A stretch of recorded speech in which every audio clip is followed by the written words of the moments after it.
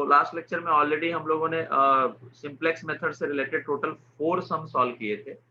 Even ये सम भी हम लोगों ने 50% सॉल्व किया था जो ऑलरेडी यहाँ पे लिखा, लेकिन इसको कंप्लीट सॉल्व कर देते हैं। एंड इसमें आपका एटलीस्ट एक रिवीजन भी हो जाएगा सिंप्लेक्स मेथड का। सो जैसा कि मैंने आपको बताया कि जितने भी मेथड्स है, simplex method, dual simplex, duality, big M, तो ये मेथड्स कहीं ना कहीं एक दूसरे के पैरेलल्स हैं।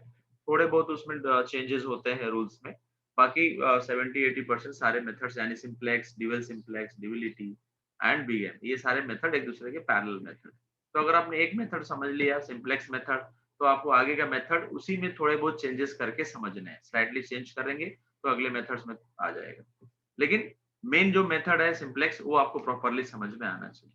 तो इससे रिलेटेड हमने लास्ट लेक्चर में ऑलरेडी 4 प्रॉब्लम सॉल्व किए, और एक प्रॉब्लम हम लोग देखते हैं, प्रॉब्लम नंबर 5, एंड देन इसके बाद हम लोग नेक्स्ट मेथड यानी ड्यूअलिटी मेथड पे 2 प्रॉब्लम एंड बिगेम पे 2 प्रॉब्लम्स, एंड अगर टाइम अलाउ किया तो फिर ड्यूअल सिंप्लेक्स पे भी 2 और 3 प्रॉब्लम सॉल्व करेंगे। ओके, सो पहले हम लोग इस क्वेश्चन पे फोकस करते हैं।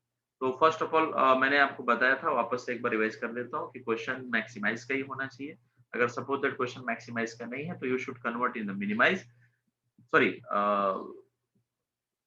अगर मैक्सिमाइज का नहीं है तो you should convert in maximize, not in minimize. Okay, so previous 1 to 4 जितने भी हम लोगों ने प्रॉब्लम सॉल्व किए, हर एक क्वेश्चन में जैसे यहाँ पे लिखा हुआ है मिनिमाइज, लेकिन 1 to 4 जितने भी हम लोगों ने न्यूमेरिकल सॉल्व किया वहां मिनिमाइज की जगह सब जगह मैक्सिमाइज ही लिखा हुआ था। This is the first question जिसमें आपको मिनिमाइज लिखना है। सो ऐसे केस में you should convert into maximize. So how to convert minimize problem into maximize? Just multiply by the negative sign. Okay, so here z ka expression is x1 minus 3x2 plus 3x3. This is the expression of z, but that is minimize the z. So you should convert this minimize the maximize. Just multiply by the negative sign of the ये जो x1 है इसको minus से multiply, इसको भी minus और इसको भी माइनस से मल्टीप्लाई करके नया z लिखेंगे, that is called as a z dash.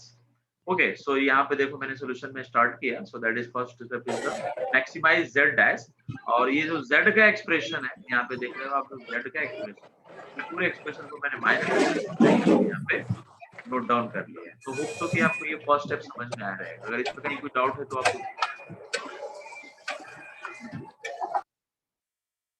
Okay. सो जैसा कि मैंने आपको बताया कि अगर प्रॉब्लम मिनिमाइज का है तो आप you should convert in the maximize, just multiply by the negative sign, nothing else. तो यहाँ पे हम लोगों ने z की जगह एक नया एक्सप्रेशन, नया वेरिएबल यूज किया, that is z dash, and then जो z का एक्सप्रेशन यहाँ पे जो मैंने मेंशन किया हुआ है इसको हमने थ्रू आउट माइनस से मल्टीप्लाई करके यहाँ पे हमने एक नया एक्सप्रेशन z डैश का लिखा और ये मैक्सिमाइज का। ओके, सो होप सो कि आपको ये फर्स्ट स्टेप समझ में आया रहेगा। इसमें किसी को डाउट है? ओके, बाकी के जो इक्वेशंस हैं वो एज इट इज लिखना है, लेकिन एक इक्वेशन यहाँ पे जो दिया हुआ है ये इक्वेशन में ग्रेटर देन इक्वल टू का साइन है। तो मैंने लास्ट टाइम बताया था कि अगर suppose that a is greater than equal to b है, and if you want to convert this expression equality in the less than equal to, then you should multiply by minus sign both the side, so minus less than minus b। ठीक है, तो अगर a is greater than b है तो अगर आप minus से multiply करते हैं तो इनइक्वलिटी रिवर्स हो जाती है। चाहिए तो आप यहाँ पे एक एग्जांपल के लिए भी समझ सकते हो। Suppose that 2 is greater then 1, अगर आप इसको माइनस से मल्टीप्लाई करोगे तो -2 और ग्रेटर देन इक्वल टू अगर -1 लिखते हो तो ये रॉन्ग हो जाएगा, बिकॉज आपने इनइक्वलिटी को रिवर्स नहीं किया। और वैसे भी आपको दिख रहा है कि -2 -1 से बड़ा नहीं होता है जबकि छोटा होता है, तो इसलिए ये रॉन्ग है। जब भी आप माइनस से मल्टीप्लाई करोगे इनइक्वलिटी को रिवर्स करना पड़ेगा, यानी लेस देन को greater than and greater then को लेस देन, अदरवाइज वो रॉन्ग हो जाएगा। जैसे कि मैं यहाँ पे आपको एग्जांपल दिखा है, क्लियर दिख रहा है कि 2 इज ग्रेटर देन 1, 2 1 से बड़ा होता है, सबको मालूम है। लेकिन जब माइनस से मल्टीप्लाई करते हैं तो -2 और -1 में -1 बड़ा हो जाता है, और यहाँ पे मैंने इनइक्वलिटी रिवर्स नहीं किया, यानी कि मैंने यहाँ पे रॉन्ग लिखा। तो इसके लिए मैंने बताया कि जब भी आपको माइनस से मल्टीप्लाई करना है तो इनइक्वलिटी को रिवर्स करना पड़ेगा, सो दैट कि वो वैल्यू प्रॉपर मैनेज हो। जैसे कि 2 इज ग्रेटर देन 1, अगर आपने माइनस से मल्टीप्लाई किया तो -2 इज लेस देन -1, तो ग्रेटर देन का यहाँ पे लेस देन चेंजेस हो गया। तो आई थिंक सो आपको समझ गया कि कभी भी अगर आप माइनस से मल्टीप्लाई करते हो तो जो इनइक्वलिटी है यानी ग्रेटर देन का जो सिंबल है वो लेस देन में कन्वर्ट हो जाएगा, और अगर लेस देन का है तो ग्रेटर देन में कन्वर्ट हो जाएगा।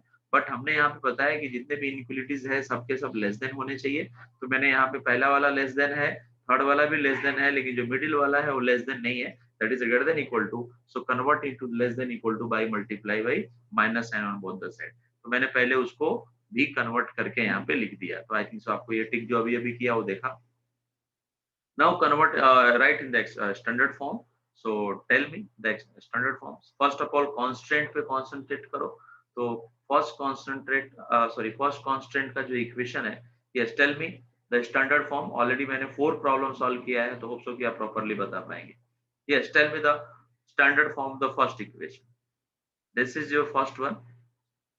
Yes, 3x1 minus x2 plus 2x3. Yes, क्या लिखना है यहाँ पे? Yes, any student? Plus S1 Plus S1, very good. And this is is equal to 7. This is your The equation number next 1. Okay, now next equation. But next equation हम लोग use नहीं करेंगे, उसका जो कन्वर्ट किया हुआ portion यहाँ पे जो हमने लिखा है ये यूज करेंगे, बिकॉज हाँ, because minus 2x1 this one, yes. So minus 2x1 minus 4x2 yes, very good, plus S2 is equal to 12. 12. मतलब हर एक इक्वेशन में आपको स्लैक वेरिएबल ऐड कर देना है, called the slack variable, S for the slack variable. तो ये variable आपको ऐड करते जाना है, सो दैट कि जो इनइक्वालिटी है वो इक्वेशन में कन्वर्ट हो जाए। Okay, so this is your second equation. Now third equation is what? So minus 4, this is x1. Okay, so minus 4x1 plus 3x2 plus 8x3 and last में क्या है? एक नया S3. variable, that is S3. S3, and that should be equal to 10. This is the equation number. Okay, now first जो z का expression है, तो z का एक्सप्रेशन मिनिमाइज से मैक्सिमाइज में कन्वर्ट हो गया है, तो आप इसको स्टैंडर्ड फॉर्म में लिखेंगे और कुछ करना नहीं है, सबको लेफ्ट साइड में कन्वर्ट कर लेना है। तो z dash plus x1 minus 3x2 and plus 3x3, this is equal to 0. तो होप सो को आपको ये पूरा एक्सप्रेशन समझ में आया रहेगा। Okay, after that write in the tabular form. किसी स्टूडेंट को डाउट है तो पूछ सकता है। Okay, so now express in the tabular form. तो first of all write the coefficient of z. तो it is the coefficient of z, tell me x1 को z के इक्वेशन में, यानी जो फर्स्ट इक्वेशन है इसमें कोएफिशिएंट ऑफ x1 क्या है? Yes, tell me, that is 1 and coefficient of x2 is what? minus 3, and then 3. and rest of part 0 0. Yeah, just to right side be also 0. Next, write the equation coefficient of constant conditions. So that is tell me the coefficient of first equation. Equation number 1, so that is 3 minus 1 2 1 0 0 and 7. In next equation, that is minus 2 and minus 4, and x3 is absent, that's why 0. S1 is also absent, 0. S2 is present, that is 1. 12 absent, that's why 0, and right side is a 12. Next equation, that is a minus 4 and 3, then 3, then 8, then 0 0 1, and right 10. side is 10. So hope so कि आपको ये पूरा concept समझ में आया, right? Now find the Cj. So what is the expression of Cj? So Cj is nothing but 0 R1 plus 0 R2 plus 0 R3. Why writing is 0? So here आप देख रहे हैं कि ये सब स्टार्ट में जो हमने स्टार्ट किया है, that is 0, and आपको मैंने पहले बताया था कि ये जो है इसका नाम है R1. This is your R1, and this is second row R2, and this is third row R3. Understood? तो R1 में 0 यहाँ पे इनिशियलाइज किया है, तो 0, फिर R2 के साथ भी 0 है, R3 भी 0 है, दैट्स व्हाई Cj का एक्सप्रेशन 0. तो देख रहे हो आप 0 से मल्टीप्लाई करके, तो फाइनली फर्स्ट स्टेप में मैंने आपको बताया भी था कि सबके सब 0 ही आते हैं, सो फाइनली यहाँ पे 0 0 0 लिख देंगे. Now find the Zj minus Cj. So Zj 1 है, चीजें 0 है, 1 minus 0 is 1, minus 3 minus 0 is minus 3, minus 3, and 3 then 3, 3, and then 0, 0 0. 0 0 and 0. So this is your first iteration. This is called as the iteration. First time आपने solve किया. अब ये table में आपको changes करना है. तो पहले सबसे पहले क्या सेलेक्ट करेंगे बताओ. ये टेबल के अंदर हम लोग को क्या देखना है? Most negative. Yes, most negative number in the ZJ minus CJ. So that will be minus 3 is the most negative number, and select corresponding column. So this is your corresponding column. Right? Now find the ratio between RHS and corresponding selected column. तो 7 divided by minus 1 not applicable because मैंने आपको बताया था कि negative से multiply करना allow नहीं है. 12 divided by minus 4, this is also not applicable. Okay, and 10 divided by 3, that is the first ratio, and this is your applicable ratio. तो ये हम लोग इसके according 3 is your key element, तो इसको हमने स्टार मार्क कर दिया. राइट? तो ये पूरा प्रोसेस समझ में आया? Yes, sir. Okay, very good. तो इन नेक्स्ट स्टेप आपको क्या करना है, ये जो की एलिमेंट मैंने सेलेक्ट किया है दैट शुड बी 1, ये 1 होना चाहिए. तो इसके लिए हम लोग थ्रू आउट पूरे रो में 3 से डिवाइड कर देंगे. कौन से रो में डिवाइड करेंगे? R1 में, R2 में, R3 में. बिकॉज आपको ये देखना R3. है कि R3 बिकॉज जो आपका की एलिमेंट है वो थर्ड रो में प्रेजेंट है और उसी को 1 बनाना है. तो आप क्या करेंगे? R3 को डिवाइड करेंगे. तो फर्स्ट ऑफ ऑल मैं यहाँ पे लिख देता हूँ इटरेशन 2 के सामने R3 डिवाइड बाई 3. एंड और क्या चेंजेस होगा? तो ये जो की एलिमेंट के सामने जो स्लैग वेरिएबल मैंने S3 यूज किया है, ठीक है, 3 के सामने ये स्लैग वेरिएबल जो मैंने S3 यूज किया है, ये S3 को हम लोग रिप्लेस कर देंगे. इसके ऊपर जो डिसीजन वेरिएबल X2 है इसको हम लोग रिप्लेस कर देंगे. ये पूरा चीज S3 के सामने आ जाएगा, इसके सामने आ जाएगा. Right? So S3 will leave and X2 will be entered. Okay, तो उसके अकॉर्डिंग यहाँ पे हम लोग एक ही साथ में दो चीजें कर लेंगे. पहले तो ये स्लैग वेरिएबल को चेंज कर लेते हैं. So 0S1 उसमें कोई चेंजेस नहीं है. 0S2 बट लास्ट वाले में चेंजेस हुआ बिकॉज यहाँ पे 3 जो की एलिमेंट है उसके ऊपर जो डिसीजन वेरिएबल है दैट इज -3x2. तो यहाँ पे हम लोग लिख देंगे -3x2. And as well as हमने R3 में 3 से डिवाइड करके भी लिखना है. तो R3 के जो एलिमेंट्स है, yes tell me the element of the R3. R3 में क्या क्या नंबर है? सो -4 3 3, 8, 0, 0, 1. तो divide by 3. So that's why you can write -4 by 3 and then 1, Then 1, 8 by, then 8 by 3, then 0, 0, 0, 1 by 3, 10 by 3. Yes, very good. That is 10 by 3. So this is your R3. Now यहाँ जो R3 के ऊपर के जो elements है, sorry अपना की element के जो ऊपर के एलिमेंट है, जैसे की एलिमेंट यहाँ पे 3 दिख रहा है, तो 3 के ऊपर क्या क्या एलिमेंट है बताओ? -4 एंड -1 दिख रहा है. जो की एलिमेंट मैंने 3 स्टार मार्क किया है, 3 स्टार, तो उसके ऊपर जो नंबर्स है -1 -4, अगले राउंड में उनको 0 भी करना रहता है. तो उसको 0 करने के लिए यहाँ पे ऑपरेशन लिखेंगे. तो जिसको 0 करना है वो कौन कौन से रो में प्रेजेंट है? तो that is R1 and R2. तो you have to change R1 as well as R2. ठीक है, तो R1 को चेंज करना है. ये R1 इज जो अभी लिखा है that is the new R1. अगले स्टेप में जो आने वाला R1 है वो R1, और अभी मैं जो R1 लिखने जा रहा हूँ यहाँ पर, ये दैट इज अ पुराना वाला R1. यहाँ पे जो R1 लिखा है वो R1 यहाँ पे मैं मेंशन कर रहा हूँ. अंडरस्टूड? और ये जो R1 मैंने यहाँ पे लिखा है, ये जो मैं R1 टिक कर रहा हूँ, वो नेक्स्ट स्टेप का R1 है. यहाँ पे जो अभी R1 मिलेगा इस टेबल में भर फिलअप करने के लिए. सो दैट्स व्हाई मैं R1 इक्वल टू R1 लिखता हूँ. तो ये जो पहला वाला R1 जो लेफ्ट साइड में लिखा है दैट इज नेक्स्ट स्टेप वाला R1, and equal to R1 जो लिखा है दैट इज प्रीवियस स्टेप वाला R1. Right? New R1 and old R1. Okay, minus नहीं करेंगे बिकॉज यहाँ नेगेटिव साइन ऑलरेडी है, तो हम लोग प्लस कर देंगे. तो R1 प्लस, और की एलिमेंट कौन से रो में था वही रो लिखना है. तो की एलिमेंट का रो लिख देंगे आपको R3. राइट? यहाँ तक आपको समझ में आ रहेगा. अब की एलिमेंट जो R3 है दैट इज 3, वो एक्चुअली अभी 1 बन चुका है. राइट? और R1 आपका -1 है.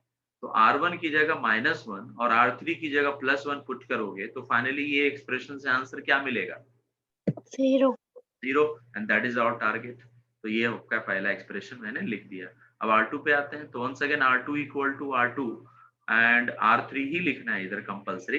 R3 क्यों लिखना है? क्योंकि की एलिमेंट जिस रो में की एलिमेंट है वही आपको लिखना रहता है। ठीक है, तो यहाँ पे की एलिमेंट R3 में है because 3 is the key element जो कि थर्ड रो में प्रेजेंट है। दैट्स व्हाई यहाँ पे R2 equal to R2 and इधर बीच में कोई तो साइन हम लोग को लिखना है एंड R3। तो कौन सा साइन लिखना है? डिपेंड्स कि जिसको आप 0 करना है उसका साइन क्या है। तो आप -4 को 0 करना है। 3 के ऊपर -1 था, उसको 0 करने के लिए आपने एक्सप्रेशन ऑलरेडी यहाँ पे लिख दिया। अब आपको ये जो -4 है 3 के ऊपर, 3 जो की एलिमेंट है इसके ऊपर जो -4 है उसको अगर आपको 0 करना है तो उस -4 का साइन माइनस है तो उसके अकॉर्डिंग जो भी साइन है उसका अपोजिट यहाँ पे लिखेंगे। तो यहाँ पे लिख देंगे प्लस और 4, राइट। अपोजिट क्यों लिखना है? बिकॉज वो 0 होना चाहिए। तो ऑलरेडी -4 है और -4 को 0 करने के लिए +4 का जरूरत पड़ेगा, इसलिए हमने यहाँ पे +4 R3 लिखा बिकॉज R3 का वैल्यू तो 1 है। -4 के नीचे जो 3 स्टार एलिमेंट लिखा है वो 3 अब नहीं रहा, वो तो अभी 1 हो चुका है अगले स्टेप में जाके। तो नया वाला जो R3 है वो 1 है और यहाँ -4 है, तो -4 और 1 कभी 0 तो होगा नहीं, तो -4 + 4 ही 0 होगा, इसलिए मैंने R3 के साथ में 4 से मल्टीप्लाई किया। तो ये एक्सप्रेशन है जिससे हम लोग फाइनली उसको भी 0 बना लेंगे। तो होप सो कि आपको ये एक्सप्रेशन समझ में आया रहेगा। तो यहाँ पे कैलकुलेशन काफी इजी है पहला वाला, तो उसको डायरेक्टली परफॉर्म कर लेते हैं एंड R2 वाला थोड़ा कॉम्प्लिकेटेड है तो उसको हम लोग बाद में परफॉर्म करते हैं। ठीक है, तो पहले हम लोग R1 पे कॉन्सेंट्रेट करो क्योंकि इसका कैलकुलेशन बहुत ही सिंपल है। करना क्या है? R1 और R2 दोनों को ऐड करना है। लेकिन याद रखें यहाँ जो R1 लिखा हुआ है जिसको मैं अभी अंडरलाइन कर रहा हूँ, ठीक है, वो जो R1 है वो R1 हम लोग को इटरेशन 1 से लेना है और ये जो R3 यहाँ पे लिखा हुआ है इसी में जिसको मैं अंडरलाइन कर रहा हूँ, आपको दिख रहा होगा या टिक भी मार दिया, तो ये जो मैंने किया हुआ है ये R3 सेकेंड इटरेशन का है, याद रखना। तो सेकेंड इटरेशन में R3 ऑलरेडी यहाँ पे नीचे देखो मैंने यहाँ लिख दिया हुआ है, इसको चाहिए तो मैं यहाँ पे R3 लिख देता हूँ, आपको दिखाई भी दे रहा चाहिए। तो यहाँ पे R3 का पहला एलिमेंट क्या है? Yes, tell me the first element of the R3. So that is -4/3. Understood? Yes. सही है। Yes, तो अगर sir. आपको कैलकुलेशन प्रॉपर समझ में नहीं आ रहा है क्योंकि कैलकुलेशन थोड़ा सा आप लोग कर नहीं पा रहे, तो बेटर ये है कि मैं यहाँ पे लिखते चलता हूँ। ठीक है, सो मैं यहाँ पे क्या करता हूँ, पहले मुझे R3 के एलिमेंट्स बता दो, सॉरी R1 के एलिमेंट। तो मैं R1 इक्वल टू ऐसा ब्रैकेट बना के एलिमेंट लिख देता हूँ और फिर R3 का एलिमेंट भी आपको बताना है। तो ये कैलकुलेशन और यहाँ पे हम लोग अंडरलाइन करके रिजल्ट ले लेंगे, राइट। तो चलो R1 का एलिमेंट आप बोलेंगे, सो दैट इज 3, दिख रहा होगा सबको, एंड दैट इज -1 2 1 1 0 0 7. अब आपको R3 का एलिमेंट बोलना है, लेकिन लेटेस्ट R3 का एलिमेंट यानी कि iteration 2 -4/3. Yes, -4/3 comma 1 comma 8/3 3 comma 0 0 comma 0 1/3 1/3 and 10/3 10/3 को जस्ट ऐड करना है। तो 3 - 4/3। अब ये कैलकुलेशन प्लीज आप परफॉर्म करेंगे। 3 - 4 divide 3. So what is the result? 5/3. Very good. तो आंसर will be 5/3. तो देखो यहाँ पे मैं 5/3 लिख देता हूँ। नेक्स्ट वाला -1 and +1, so that is 0. Next calculation 2 + 8/3. Yes, tell me the calculation of 2 + 8 divide 3. What is answer? Yes, 14/3. 14/3. Very good. And next 1 + 0, that is 1. Next 0 + 0 is 0. Next 0 + 1/3 1/3. अब वो है ना, मैं एक एक करके ऐड कर रहा हूँ यहाँ पे। ये आंसर किया 5/3 आया, इसको ऐड किया तो 0 आया, इसको ऐड किया तो 14/3 बता है, इसको आंसर 1 और 0 ऐड किया तो 1. 0 + 0 is this. 1 + 0 1/3 is that is 1/3. 0 + 1/3. 7 + 10/3. Tell me the answer. और वही इधर हम लोग को RHS में लिखना है। 7 + 10 31/3.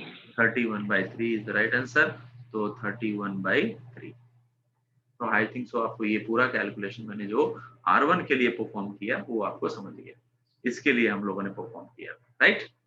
अब आते हैं R2 के लिए। तो आप पहले R2 के सारे एलिमेंट लिख लो।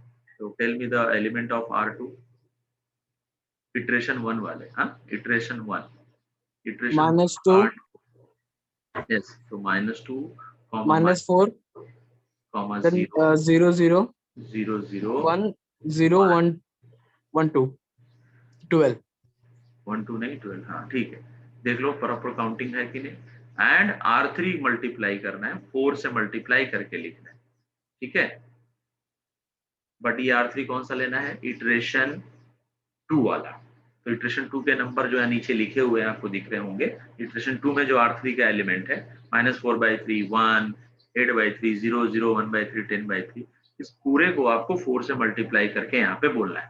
तो tell me the first value, that is 16/3, sorry, that minus is 16. 4, Yes, sir. that is 32/3, then 0, then 0, then 4/3, then 40/3। Understood. yes sir yes sir अब इन दोनों को आपको सीधा सीधा ऐड करना है, तो एक एक ऐड करके बताओ। तो -2 -16/3, what is the answer? minus 22/3 -16/2। हाँ सॉरी, कितना आया? minus 22/3 -22/3। So here you can write -22/3, first answer। Tell me the second answer। This is first answer 22/3, second is the 0, but to best है उसी के लिए तो इतना एफर्ट लिया है। एंड थर्ड इज 0 + 32/3, तो 32/3, तो यहाँ पे लिख देंगे 32/3। Next number 0 just a second. हाँ yes, next one is what, 0 + 0, that is 0। Next number 1 1, because 1 + 0 is 1, here 1। next 0 + 4/3, that is 4/3। and 12 + 40/3। tell me the answer। 12 + 40/3, 76/3 26/। So hope so कि आपको ये पूरा कैलकुलेशन समझ में आया, right. Now what is the expression of Cj? Tell me. Yes, tell me the expression of Cj। This is R1, this is R2। Cj का expression, any student can able to tell me? 0x1 plus wrong answer, please try again।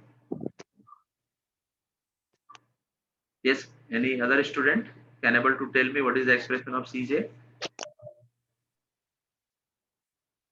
0 R1 plus 0 R2. 0 R1 plus 0 R2, very nice। -3R3 3R। ठीक है, ये जो number लिखे हैं यहाँ पर, इसी नंबर को हम लोग को ये रो से मल्टीप्लाई करके लिखना है। तो 0 के सामने R1 है, तो 0 R1 0 R2 and -3R2। Understood? yes sir ये Cj का एक्सप्रेशन। ओके, तो नाउ फाइंड द Cj। तो 0 R1, तो R1 तो कंप्लीटली 0 हो गया क्योंकि 0 से मल्टीप्लाई है। R2 भी कंप्लीटली 0 हो गया। तो जो भी Cj के आंसर आएगा वो R3 के ऊपर डिपेंड है, एंड R3 को -3 से मल्टीप्लाई करके आपको लिखना है।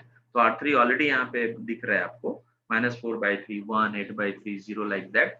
उसी को आपको -3 से मल्टीप्लाई करके, तो -3 × 4/3, व्हाट इज आंसर? R3 का फर्स्ट एलिमेंट इज -4/3, और -4/3 को -3 से मल्टीप्लाई करना है। तो tell me the answer. 4 4, very good। next one is what? -3 -3, -8 yes। 0 0, very good। 0 and -1 -1 -10, very good। so hope so कि सबको समझ में आ रहेगा Cj। किसी भी स्टूडेंट को कहीं भी कोई डाउट है, नहीं समझ रहा है, then I will repeat again. Okay, so now find Zj - Cj। यहाँ पे Zj हम लोगों को कंटिन्यू कर लेना चाहिए। मैंने जैसा कि लास्ट लेक्चर में बताया, तो Zj को चेंज नहीं करना है। तो what is the coefficient of the Zj? तो 1 - 3 + 3 0 0। तो वो हम लोग यहाँ पे लिख देते हैं 1 -3 +3 एंड 000. यस 1 -3 +3 0 0 0 0. आगे भी वो लिख के रखता हूँ 1 -3 3 0 0 0 0, क्योंकि ये कभी चेंज होता ही नहीं. Okay, so tell me the difference between ZJ minus CJ. So 1 minus 4, what is answer? -3. -3. -3. -3 of -3, 0 0. 0, very good. And 3 minus 8, -11. -11. only 11. 0 minus 0 is 0 0 0 minus 1 1 plus 1 and plus 10. 10. So here most negative is the minus. -3. Okay, so most negative is the -3. Go for the next iteration, but before that find the ratio. So first of all select the corresponding column according to most negative number. तो most negative number के according this is your selected column. ये column को हमने select किया है. अब इसका हम लोग ratio calculate करेंगे. तो first ratio is applicable and rest of two ratio is not applicable. Reason behind that, -22/3. So here -22/3, minus sign is there. -4/3, minus is there. तो minus अगर है तो you can't find the ratio. तो इसलिए this is not applicable and this is also not applicable.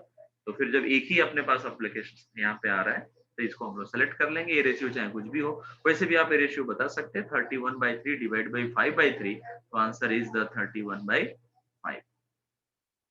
So this ratio is positive and there are 3 possibilities, but 3 possibilities में से 2 are rejected. Reason that because both are not applicable. So only 131/5 is there. तो फिर जब option ही एक ही है तो selection भी एक ही होगा. So that means this 5/3 is your key element. Understood? This 5/3 is your key element. Hope so कि आपको ये key element का concept समझ में आ गया रहेगा. Okay? Yes, sir. यहाँ तक सब लोग कंफर्टेबल है? Yes, sir. Okay, very good. So go for the next iteration. Next iteration में आपको क्या क्या करने हैं जरा आप मुझे बताएंगे. सबसे पहले तो ये 5/3 जो की एलिमेंट है उसको 1 बनाना है. तो उसके लिए ऑपरेशन आप क्या लिखेंगे? तो R1 डिवाइड बाई 5/3. ओके, तो this is your first operation. तो आप इसको परफॉर्म कर लेते हैं. बोलो 5/3 divide by 5/3 that is 1. 1. Next 0 divided by any number is the 0. 14/3 and 5/3. तो दोनों के डिनोमिनेटर में 3 है वो कैंसिल हो जाएगा. तो answer will B 14/5. Okay, 1 divide by 5/3. तो ये 5/3 रेशियो पलटे होके 3/5 हो जाएगा. 0 डिवाइड बाई 5/3 तो of course 0. 1 divide by 3 and 5/3. तो दोनों के डिनोमिनेटर में जैसे कि मैं यहाँ लिख रहा हूँ 1 divide by 3 whole divide by 5/3. 3 कटेगा तो फाइनली आंसर 1/5. तो यहाँ पे मैं लिख दूंगा 1/5. एंड राइट साइड में भी वैसे ही 31/3 एंड 5/3. तो दोनों का डिनोमिनेटर का 3 कैंसल. तो फाइनल आंसर इज 31/5. तो this is your first row R1 जिसका की एलिमेंट 5/3 था जिसको हमने कन्वर्ट करके 1 में रिड्यूस कर लिया. एंड अकॉर्डिंग टू दिस की एलिमेंट इसके सामने जो स्लैग वेरिएबल S1 है इसको हम लोग रिप्लेस कर देंगे. ऊपर का जो डिसीजन वेरिएबल X1 है. तो 5/3 के फ्रंट में slag variable is S1 and 5/3 के ऊपर डिसीजन वेरिएबल इज X1. तो हम लोग S1 को रिप्लेस करेंगे X1 से, राइट. तो फाइनली यहाँ पे लिख देंगे 1x1. होप सो कि आपको कंसेप्ट समझ में आया, right? And rest of part as it is. I mean 0 S2 and third one is -3x2. Any doubt? Yes, students, any doubt? No, sir. Okay, very good. So go for rest of calculation. तो आपको ये जो 5/3 iteration 2 के अंदर, this is your iteration 2. Iteration 2 में जो 5/3 है this is a की एलिमेंट जिसको हमने इटरेशन 3 में 1 भी बना के रेडी कर दिया है. बट उसके नीचे जो नंबर्स है 5/3 के नंबर नीचे यानी कि 22/3 एंड 4/3. तो ये जो -22/3 एंड -4/3 है, इनको जीरो करना है, दैट इज योर टारगेट। तो जिसको जीरो करना है वो कौन कौन से रो में है? तो एक तो R2 में है, तो एक R2 इक्वल टू लिख देंगे। R2 एंड हाँ, R2 और R3 को चेंज करना है विथ हेल्प ऑफ R1। जो आपका की एलिमेंट है वो R1 में है, तो R1 के हेल्प से ही चेंज होगा। तो यहाँ पे मैं लिखता हूँ R2 इक्वल टू R2। ये 2 बार R2 लिखने का क्या पर्पस है? जो लेफ्ट साइड में R2 लिखा है that is for the iteration 3 वाला R2, और जो राइट साइड में R2 लिखा है वो इटरेशन 2 वाला R2, यानी इटरेशन 2 का R2 पुट करो, जिससे कि आपको इटरेशन 3 का R2 मिल जाएगा। ठीक है, इसलिए 2 बार R2 इक्वल टू R2 लिखने का ये पर्पस है। एंड जब नेगेटिव साइन है तो आपको यहाँ पॉजिटिव मेंटेन रखना है। और किसके हेल्प से आपको चेंजेस करना है? ये तो ये ऑपरेशन परफॉर्म करना है R1 के हेल्प से। क्यों R1? बिकॉज की एलिमेंट आपका R1 का एलिमेंट है। अब जो नंबर को आपको जीरो करना है वो नंबर क्या है? -22/3। तो माइनस की वजह से यहाँ पे हमने प्लस लिखा, अगर वो +22/3 रहता तो यहाँ पे माइनस लिखते थे, तो इसलिए यहाँ पे R2 +22/3 लिखेंगे। Is it clear? So this is your operation for R2. Tell me operation for R3. अगर आपको ये फंडा समझ में आ रहा है तो once again R3 equal to R3 write 2 times and जिसको आप जीरो करने जा रहे हैं that is -4/3. So due to -4/3 you have to write +4/3 opposite sign and key element वाला रो, तो key element present in the R1, that's why write the R1. तो hope so कि आपको ये R1 समझ में आया रहेगा कि यही टेक्निक से मैं पिछले 4 प्रॉब्लम से लिखते आ रहा हूँ। Understood? yes sir, yes sir. So now Okay. perform this calculation and substitute, find the value of R2 for third iteration and put the value in third iteration. Okay, तो R अब इसको calculation perform करने के लिए आपको वापस से calculator and थोड़ा सा यहाँ पे रफ वर्क भी करना पड़ेगा। तो पहले मुझे R2 के सारे एलिमेंट बता दो। मैं यहाँ पे ऐसा वर्टिकली भी परफॉर्म कर सकता हूँ। जस्ट अ सेकेंड, इसको थोड़ा डिलीट कर देंगे, जगह हो जाएगा। सो वर्टिकली कैसे परफॉर्म करेंगे? पहले मैं यहाँ लिखता हूँ R2 equal to R2 plus 22/3 R1। Okay, so tell me the R2 के सारे नंबर। R2 के सारे नंबर बोलो, इटरेशन 2 वाला। टेल मी द R2 का नंबर इटरेशन 2 वाला। -22/3 Next number 0. 0. Number 32/3. 3. Next number 0. Next 1. number 1. Next is 4/3. 76/3. ये perfect लिख रहे हैं ना आप लोग? कहीं भी देखना कुछ भी मिस्टेक रहेगा तो बताना। And last one is the 76/3।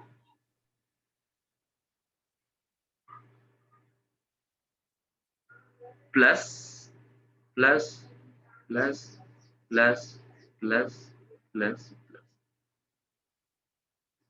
22/3 22/3 22/3 22/3 22/3 22/3 22/3, फिर bracket bracket bracket and tell me the number of R1, element of R1.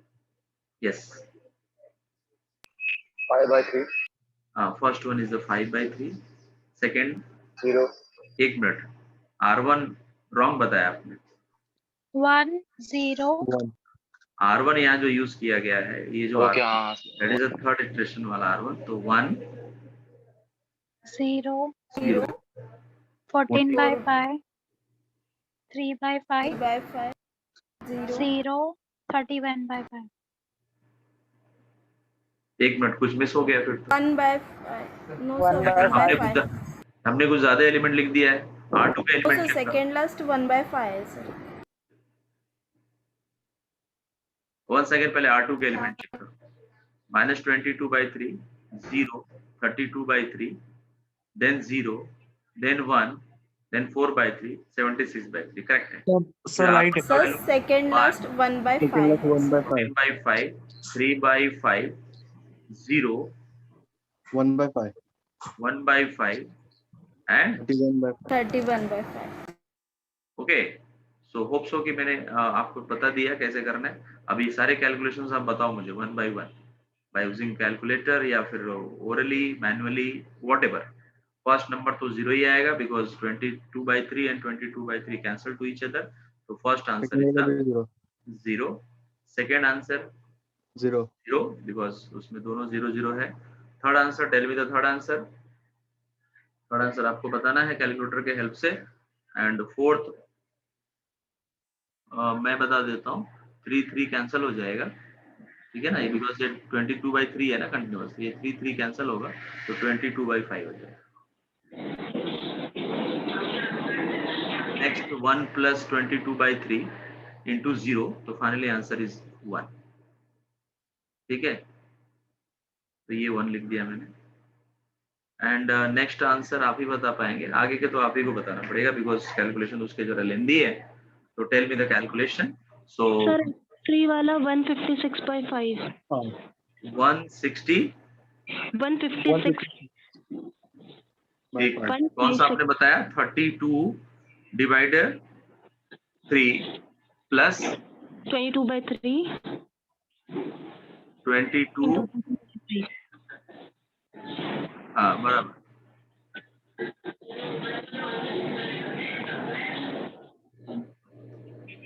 कितना बताया? 156/5. 156/5. 5. रेस्ट ऑफ कैलकुलेशन लास्ट वाला, यहाँ पे 2 जो बाकी रह गए डॉटेड में लिख दिया. सो दैट इज 4/3. क्या है वो? 1/3 है कि 4/3 है? वन सेकेंड चेक कर लेते हैं. R2 का लास्ट एलिमेंट 4/3 है, सेकंड लास्ट एलिमेंट. तो 4/3 4/3 प्लस 22/3 into 1/5. करेक्ट ना? यही है. 18/5. कितना? One second tell me. 14/5. 14/5. Very good. Okay next. अभी तक आप लोग बता नहीं पा रहे, आप लोगों का कैलकुलेशन थोड़ा.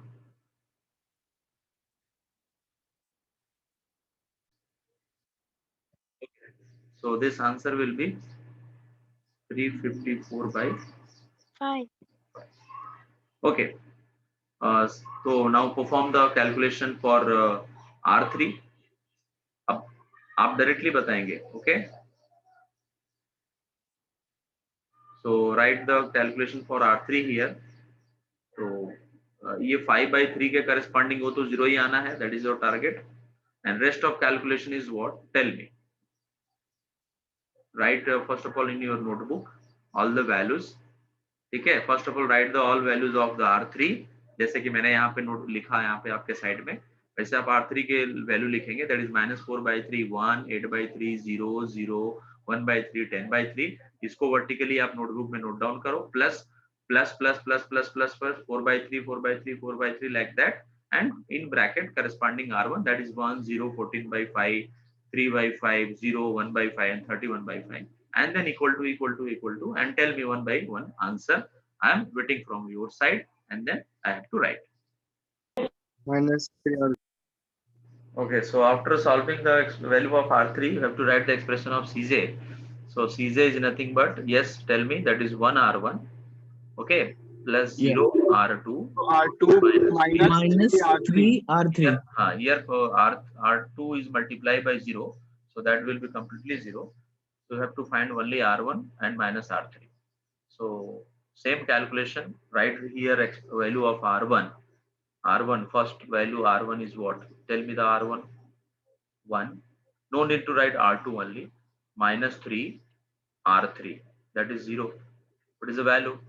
1. So you have to write 1. Understood? So similarly, you have to find all the values of the Cj. Next R1 is what? What is the next R1? That is 0. And corresponding R3 is 1. So finally answer is -3. Understood? ये calculation आपको समझ में आ रहा है?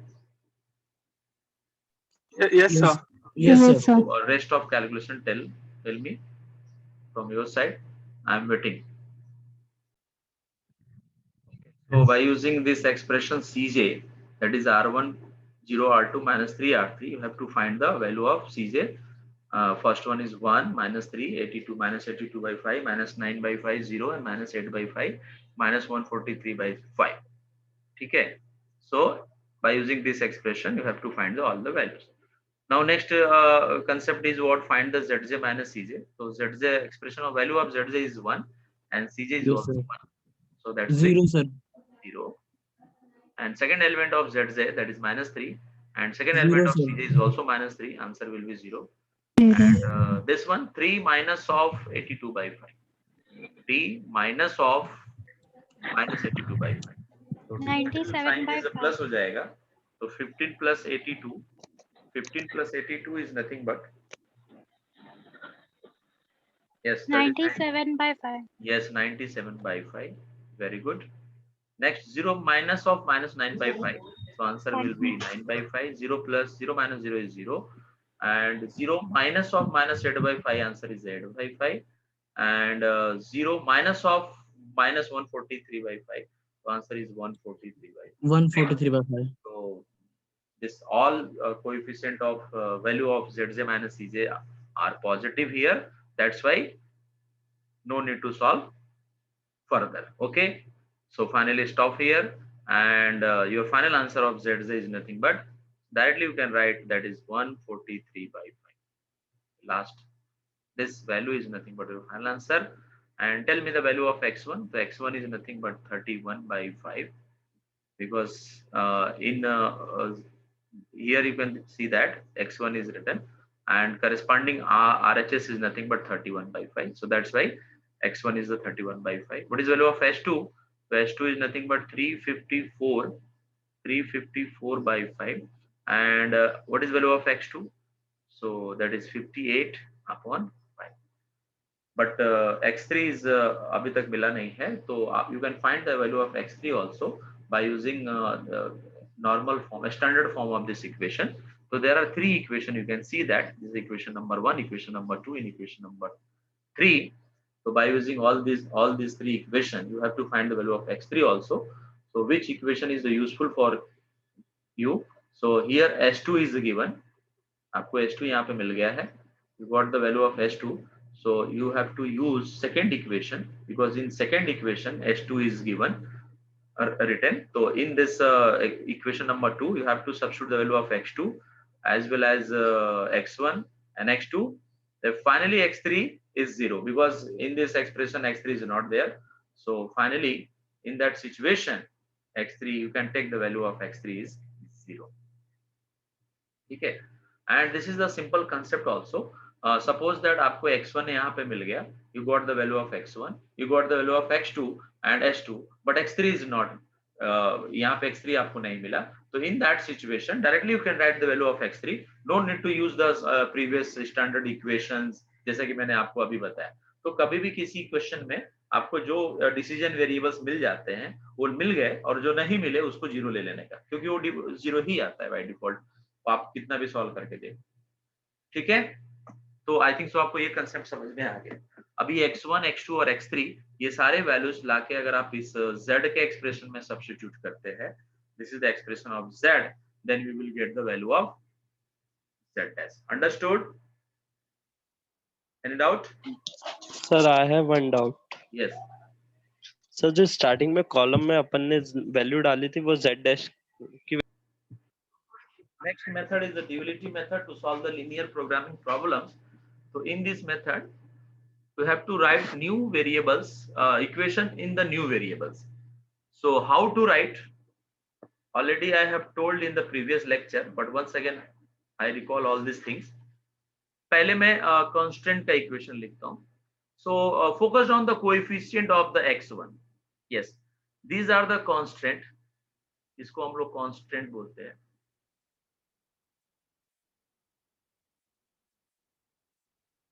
आप इसको conditions भी बोल सकते हैं. Okay. So constant, there are 3 constants. 2x1 minus x2 less than equal to 2, x1 plus x2 less than equal to 4, and x1 is less than that is not 30, that is 3. Okay, तो इस 0 को मैं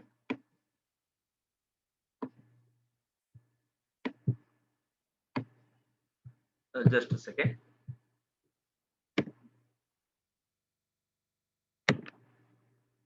Okay, done. So that is 3. So these are your constant. इनके basis पे हम लोग आगे constant कैसे बनाएंगे, वो बनाने के लिए मैं सबसे पहले आपको बता रहा हूँ कि आप ये जितने भी कांस्टेंट हैं, देयर आर 3 कांस्टेंट्स, इनके कोएफिशिएंट ऑफ x1 आप मुझे बताओ। हर एक इक्वेशन के x1 के बाजू में क्या लिखा हो, tell me. Yes, I am waiting from your side. Tell me the coefficient of x1 in each constant.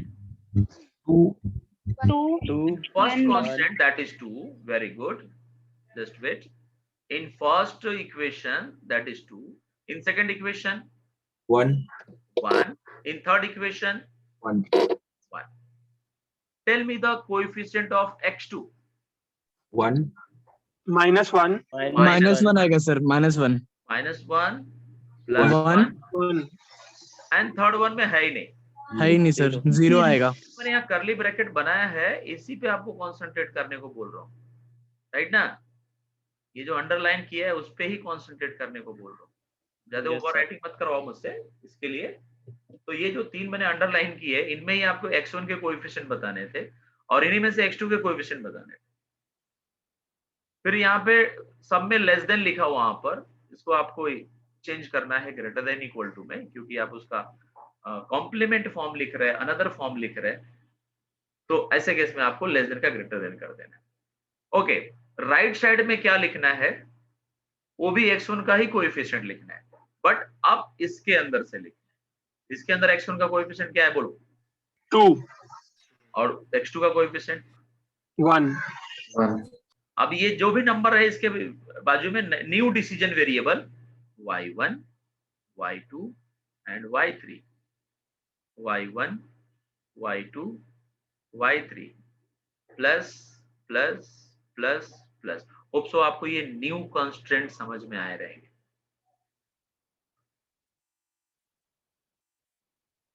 Understood? पूरा क्वेश्चन कैसे ट्रांसफॉर्म हो गया समझ में आया ये स्टूडेंट्स? Yes, sir. यस या नो बीच बीच में बोलते रहो आप लोग। सो W का इक्वेशन, कांस्टेंट के राइट साइड वाले वैल्यू, कांस्टेंट यानी जो मैंने अंडरलाइन की, इसके राइट साइड के value, tell me the right side वाला value. 2y1, 4y2, tell me, and 3y3। ये पूरा आपको फंडा समझ में आया कि नहीं? कहीं कोई डाउट है तो पूछो इमीडिएटली। एक और प्रॉब्लम लिख लेते हैं, सॉल्व करने का हम बाद में करते हैं। Yes, once again there are 3 constant of the coefficient of x1, all the 3 constants. Tell me coefficient of x1. 2. 1. क्या है कि उसके बाजू में y1 y2 लगाते जाना है, या फिर पहले लिख लेते हैं 2, पहले लिख लेते sir. 2 1 1. Again 1 greater than equal to, ये भी बोल दो आप, इक्वल टू वाला बोल दो। वो इधर से देखेंगे x1 का कोएफिशिएंट 3. Yes sir. नेक्स्ट।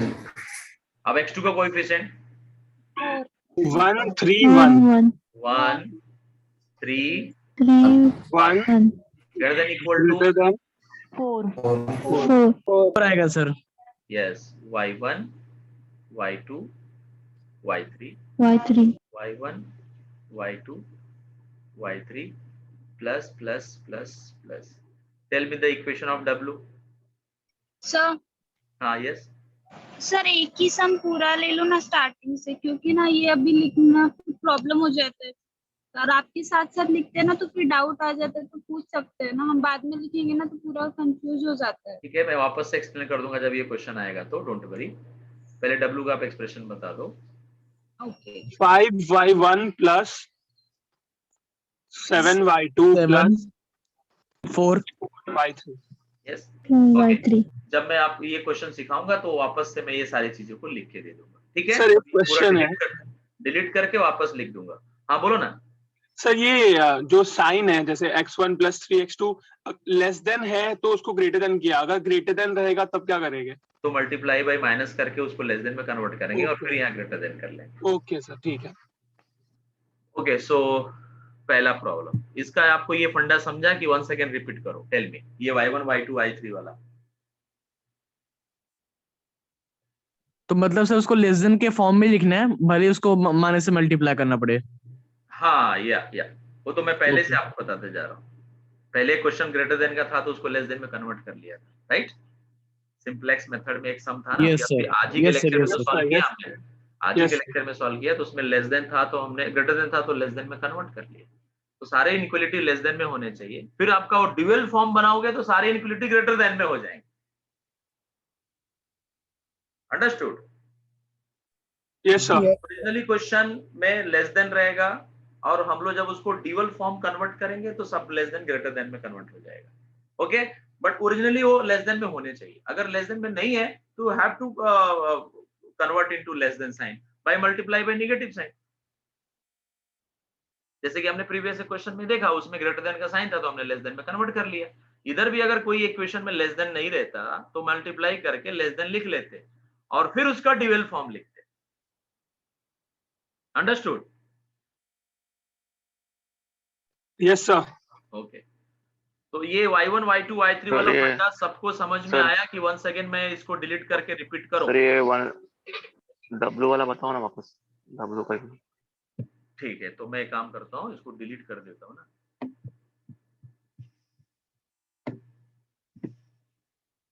चलो, W वाले से पहले, W वाला तो सिंपल है। ये जितने भी कांस्टेंट दिख रहे हैं, कांस्टेंट समझता है ना आपको? ये जो मैंने कर्ली अच्छा, ब्रैकेट समझा वो। बनाया है, इसके राइट साइड के नंबर बोलो ना क्या है? 2 4 3। हाँ, तो 2y1 नहीं, जिन्होंने पूछा था उनको पता, उनको रिप्लाई करने दो। राइट साइड के हाँ नंबर सर, आपको समझा समझ में आ रहे हैं? समझा। हाँ, तो 2y1 + 4y2 + 3y3 बोलो, clear? Okay sir, clear clear हाँ, क्लियर। अभी आप क्या करो, ये जो कांस्टेंट के इक्वेशन है, कांस्टेंट वाले इक्वेशन मैं इधर लिख के दिया हूँ, कांस्टेंट ओवर राइटिंग कितना करेंगे हम लोग, तो इसके x1 के नहीं सर, कोएफिशिएंट क्लियर हो गया। हाँ, tell me the coefficient of x1 of each and every constant. Once again, 2 1 1. yes, so 2y1 + 1y2 + 1y3 greater than equal to x1 का ही कोएफिशिएंट लेकिन z वाले एक्सप्रेशन से 2। that is 2. 2 आएगा sir. Tell me the coefficient of x2 for each and every constant. -1 -1 1 और 0। 0 Then y1, then y2, then y3 plus greater than equal to x2, 1. coefficient of x2 in z, that is 1. ये समझ में आया सबको? Sir. Yes sir. Okay, तो आगे का Yes, फिर normal form as it is. Normal form tell me, slack variable add करके लिख दो s1 s2, that's it, nothing else, पहले जैसा। आगे का पूरा कहानी पहले जैसा। तो बोलो 2y1 + y2 + y3 + s1 = 2 and -y1 + y2 + 0y3 + s2 = 1 and w - 2y1 - 4y2 - 3y3 = 0। ये तो हम लोग काफी देर से ऐसे ही करते आ रहे हैं। Understood? Sir. Yes sir. Okay, हाँ यस, किसी को डाउट है तो बोलो। No doubt. नाउ अभी सारे क्वेश्चन y1 y2 y3 में हो जाएंगे। टोटल कितने डिसीजन वेरिएबल है? ये y1 y2 y3 are called as decision variable. Decision variable क्यों बोलते हैं? बिकॉज इन्हीं के बेसिस पे तो z का आंसर मिल रहा है। तो z इज द प्रॉफिट और लॉस और मैक्सिमाइज और minimise whatever, z is the main concern. अब z को z का वैल्यू किसके ऊपर डिपेंड कर रहा है? तो x1 x2 x3 के ऊपर डिपेंड कर रहा है। सो दैट्स x1 x2 के वैल्यू के बेसिस पे z का आंसर चेंज हो रहा है। दैट्स व्हाई हम लोग x1 x2 x3 को ही बोलते हैं डिसीजन वेरिएबल। और यही डिसीजन आपको लेना है कि x1 x2 x3 का वैल्यू क्या होना चाहिए, सो दैट कि आपको finally cost minimise, loss minimise या प्रॉफिट मैक्सिमाइज हो जाए। Understood? So that's why x1, x2, x3 is called, these are called as decision variable। और उसको सॉल्व करने के लिए हम लोग कुछ एक्स्ट्रा वेरिएबल यूज करते हैं, these are called as slack variable. उसका भी फंडा मैं आपको आगे बताऊंगा, don't worry. So tell me the coefficient of y1, y2, y3 in w expression। w वाला एक्सप्रेशन में y1, y2, y3 का coefficient 2 -2 -4 -2 -4 -3 -3, rest of s1 s2 उसमें s1 है क्या w वाले एक्सप्रेशन में? नहीं है तो जीरो लेंगे और राइट साइड भी जीरो ही है उसका। कांस्टेंट में बोलो, these are called as a constants। इसके अंदर y1 y2 के coefficient 2 1 1 1 0 1 0 tell me the next one। -1 -1 1 0 0 0 1 1 1 Cj, what is the expression of Cj? This is called as Zero. our first row, r1 0 R1 plus 0 R2। yes 0 r1 plus 0 r2। ये 0 0 कहां से है? ये जो number लिखा है 0 0, और ये बाय डिफॉल्ट फर्स्ट स्टेप में आपको ऐसे ही स्टार्ट करना रहता है। This is first table iteration 1, starting में 0 s1 0 s2 लिखना ही है, वहीं से स्टार्ट करना है प्रॉब्लम। तो अकॉर्डिंग टू दैट Cj तो 0 आ जाएगा, क्योंकि 0 r1 plus 0 r2 तो आंसर इज 0। तो यहाँ 0 0 लिख देते हैं, 0 0 0 0 0 0। Tell me the wj minus cj difference. -2 -4 -3 -3 0 0 0 most negative number is what? -4 -4 So this is your selected column। Understood? Find the ratio। 2 by 1 1 by 1, answer is 2, answer is 1, minimum is 1, therefore key element is 1। okay, in next iteration this key element must be equal to 1, but already 1 है, no need to make a 1। understood? अगर ये की element 1 नहीं रहता तो through out रो को हम लोग उस नंबर से डिवाइड करते। सब की एलिमेंट स्टार की जगह 2 लिखा रहता तो थ्रू आउट रो को 2 से डिवाइड करते, बट ऑलरेडी यहाँ 1 है तो no need to convert in 1। But key element के ऊपर का नंबर 0 होना चाहिए, ठीक है? की एलिमेंट के ऊपर नीचे जितने भी नंबर है 0 होने चाहिए।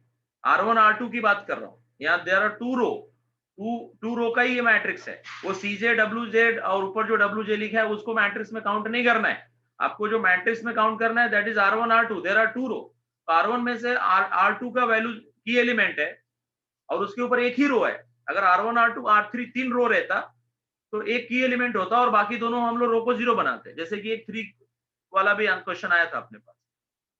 ओके, बट यहाँ पे 2 ही रो वाला मैट्रिक्स है R1 R2, जिसमें से एक रो की एलिमेंट सेलेक्ट हुआ है जो कि R2 है, तो उसके ऊपर जो R1 वाला नंबर वो 0 होना चाहिए। पहले आप R1 R2 के नंबर को एज इट इज कॉपी करो नेक्स्ट इटरेशन में। नेक्स्ट इटरेशन में R1 के नंबर को कॉपी करो और क्या क्या चेंजेस, स्लैक वेरिएबल चला जाएगा, डिसीजन वेरिएबल आ जाएगा, राइट? तो वो भी आप बताओ की एलिमेंट के सामने कौन सा स्लैक वेरिएबल है? यस, की एलिमेंट के सामने स्लैक वेरिएबल का नाम क्या है? S2 तो S2 will be live, and की एलिमेंट के ऊपर जो डिसीजन वेरिएबल हो क्या है? -4 Y2 4 है, Y2 है बेसिकली। -4 तो हम लोग वो CJ निकालने के लिए लिखते हैं, समझ रहे हैं? Yes yes that is Y2, और इसमें कोई चेंजेस नहीं होगा। ओके, अभी R2 की एलिमेंट ऑलरेडी 1 है, no need to divide by any number, तो -1 1, टेल मी 0 0 1 1 1, दैट्स इट।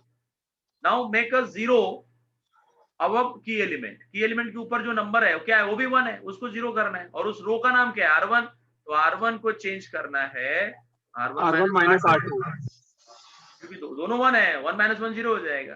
तो बहुत ही सिंपल कैलकुलेशन है, दोनों का डिफरेंस लेके बताओ। चलो स्टार्ट करो। 2 - 1 दैट इज 3। R1 की जगह 2 डाला, R2 की जगह -1 डाला, ऑलरेडी बीच में एक -1 है, जिसकी वजह से आंसर 3 हो गया। अब इधर रफ वर्क करने की जरूरत नहीं है, कि बताऊं मैं वापस से rough work? Student no sir, clear है। नहीं, किसी स्टूडेंट को लग रहा है रफ वर्क चाहिए तो then I will write here. ठीक है, नहीं जरूरत है, very good. Next one is 0। Next calculation, R1 is nothing but 0। 1 एक second, R1 is 1 and R2 is 0। 1 1 tell me the next one. Again 1 next one -1 minus Next 1 1 1 1। Very good, आप समझ गए। Now write the expression Yes, of sir. CJ। This is the R1, this is the R2। 0 R1 minus 4 R2। Understood? R1 0 है, R1 को 0 से multiply किया तो उसका effect चला गया। R2 को -4 से मल्टीप्लाई करके CJ बोलो। Tell me the CJ। +4 -4 -4 -4 0 0 0 -4 -4 Find the difference between WJ and CJ. First of all, write the value of WJ. -2, -4, -3, 0, 0, 0. ये चेंज होता नहीं है, ऊपर वाले iterations as it is copy किया। Now find the difference between them, that is -6 and 0. Yes, tell me, that is -3 na? -3 And then -3 sir 0 4 4 0 4 most negative is the -6. This is your selected column. Find the ratio between selected column and RHS. So first ratio is 3/1. Answer sir is R1 star होगा। this is not applicable, therefore 3 is the key element. Yes, Next sir. step, that 3 number should be 1. For this purpose you have to divide by R3, 3 in R1. So R1 divided by 3. Sir That is the ratio next- 1/3 होगा, right? Sorry, ratio 1/3 होगा, right? आपने 3/1 लिखा है तो RHS upon Y1 लेते नहीं हैं, गलत हो गया, वो 1/3 है, 1/3 है sir. Yes sir. my mistake. Okay, so key element के सामने slack variable is what? What is the slack variable of key element? Sir -2 है। नो सर Y1 है Variable is S1 will live and Y1 uh will जाएगा। enter. So -2 and -2 आएगा Y1, sir. Yes sir. and इसको already divide by 3 लिखा है, तो 3 से divide करके लिखो, तो 1 0 1 divide 3 1 divide 3 -1 divide 3 and 1 divide 3. Understood? -4 Y2. Is it clear? Yes But sir. that should be 1. Write the expression for that. R1 1 हो चुका है ऑलरेडी, R1 3 नहीं है, 1 हो गया। इधर नीचे देखो इटरेशन 3 में, और Yes, R2 का sir. वैल्यू -1 है, तो R2 को चेंज करेंगे तो R2 प्लस R1 कर देंगे, क्योंकि R1 अभी देखो यहाँ पे 1 है और R2 यहाँ पे -1 है, दोनों को ऐड करोगे तो 0 आएगा, इसलिए मैंने R2 प्लस R1 लिखा है। बहुत ही सिंपल सा कैलकुलेशन है, तो पहला तो 0 लिखना है यहाँ पर। दूसरा बोलो, R1 थर्ड इटरेशन से लेना है और R2 सेकेंड इटरेशन से लेना है।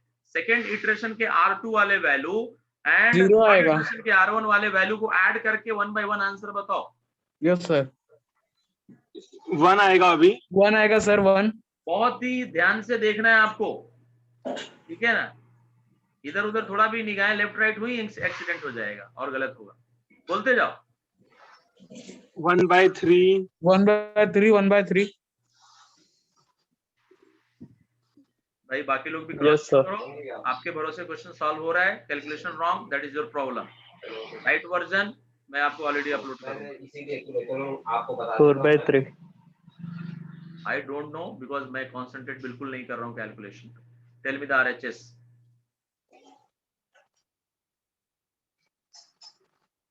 RHS का वैल्यू तो बताओ, आगे कंटिन्यू तो करो। अरे इतना बताया, आगे क्यों नहीं बता रहे? सर RHS क्या RHS के R1 प्लस R2 बोलना? हाँ सर, ये 4/3 4/3 4/3 आएगा सर। 4/3। और S2 वाला जो है ना सर, वो 2/3 होगा। यस सर, वो गलत है वो। अभी इधर ओवर राइटिंग मत कराओ आप लोग please. Okay sir. Cross check करो करेक्ट है क्या R2 वंस अगेन। माइनस आएगा यार। ठीक है कुछ एक मिनट मैं समझ गया, मैं लिख देता हूँ। Tell me the value of R2। R2 का वैल्यू बोलो। R2 का वैल्यू 1 है शुरुआती गलत कर रहे हो माइनस सर। 1। S2 वाले कॉलम के लिए बोल रहा हूँ सिर्फ। नहीं तुम R2 का वैल्यू बोलो, ठीक है। R2 का वैल्यू -1 है। Minus 1 1 1 0 0 0 1 1 1 correct. अब आप R1 का वैल्यू बोलो from third iteration. Yes sir. 1 0 1 by 3 1 by 3 minus 1 by 3 then 1 by 3 1 by 3 आएगा सर। लास्ट में वापस 1/3 यस सर। प्लस 1/3 है, ध्यान रखना। अब इसको ऐड करो अच्छे बच्चे की तरह, ठीक है। यस तो -1 + 1 0 1 + 0 1 0 + 1/3 1/3 1/3 1 by 3 that is 2/3 and that is 4/3 फिर 1 by 3 आएगा सर। 2 by 3 4 by 3 मैंने लिखा है वो करेक्ट है। अब इसको चेक करो R2 में बराबर सब्स्टिट्यूट किया गया है 0 1 1/3 1/3 2/3 4/3 दिस इज करेक्ट। यही करना था बट ये चीज आप मैनुअली कर नहीं पा रहे, कोई बात मैंने बता दिया। Okay tell me the expression of CJ, at least इतना तो बताओ। Expression of CJ -2 R1 plus R2 -4 R2। ठीक है ये भी आपके लिए डिफिकल्ट टास्क है आई नो। तो -2 ब्रैकेट -4 ब्रैकेट -2 ब्रैकेट -4 ब्रैकेट। दो कैलकुलेशन बताता हूँ, होप सो आप बाकी का बता देंगे। बोलो R1 का वैल्यू बोलो। इटरेशन 3 में R1 क्या है? 1 है सर। उसी दूसरा नंबर और बोलो। 0 है तो -2 आएगा। वो पहले R1 का 2 बताओ, अब R2 वाले 2 नंबर बताओ, ठीक है। 0 R1 का 1 0 2 लिखा, R2 का भी 0 और 1 2 बार लिख दिया। सब इसको सिंप्लीफाई करके बोलो दैट इज -2। यस सर -2 आएगा उसका और देन -4 आएगा। -2 -4। होप सो आप आगे कैसे भी कैलकुलेट करके बता सकते हो। Tell me. Yes sir.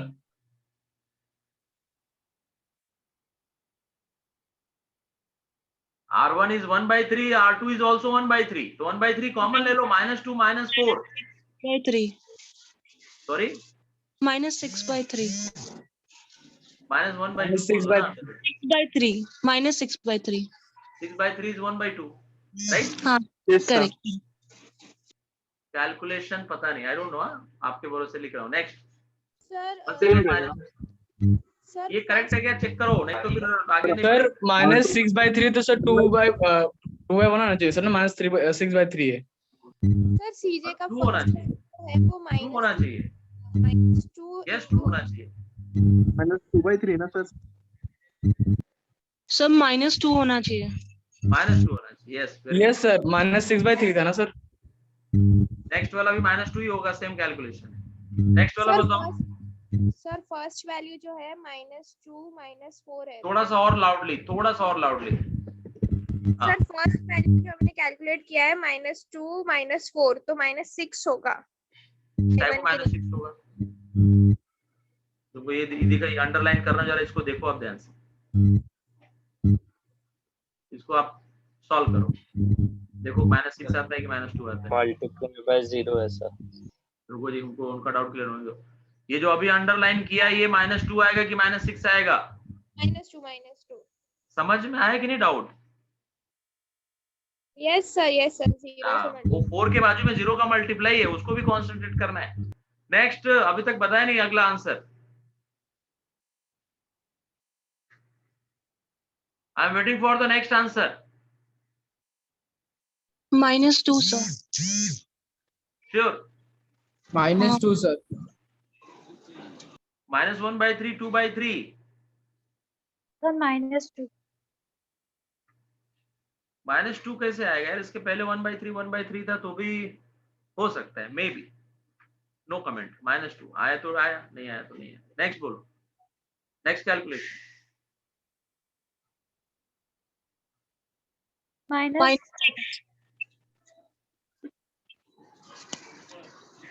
-6. -6 sir Yes, -6 आएगा, -6 आएगा। Okay, -6 W -2 -4 -3 0 0 0 0। ये कुछ ज्यादा जीरो लिख दिया। हाँ, next tell me the WJ minus CJ। -2 difference between same number is always 0।